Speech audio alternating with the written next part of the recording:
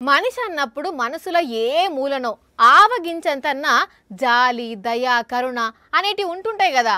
అందుకే సాటి మనిషికి ఓసారి కాకపోయినా ఓసారన్న సాయం చేస్తుంటారు. ఇక కొందరు సాయం చేయకపోయినా కూడా దూరం అయితే కొట్టరు. కానీ అదే గిడ ఒక రైల్వే స్టేషన్లా జాలి దయ అన్ని మనిషి సాఫ్ సఫాయి పనిచేసేటోళ్ళు ఏం చేసిరో చూడుండ్రి. రైల్వే స్టేషన్ల ప్లాట్ఫామ్ మీద వండుకున్నోళ్లను లేపేతందుకు నీళ్లు చల్లుతున్నారు.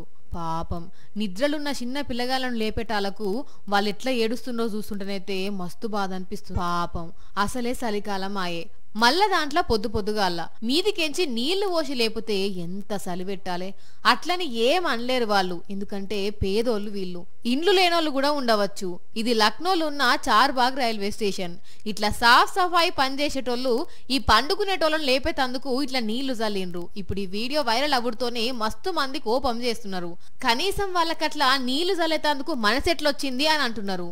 ఏది ఏమైనా అట్లా నీళ్లు చల్లుడైతే తప్పే గాని వాళ్ళ డ్యూటీ వాళ్ళు చేయాలి. ప్లాట్ఫామ్ క్లీన్ గా ఉంచాలంటే వీళ్ళని లేపాలి కదా.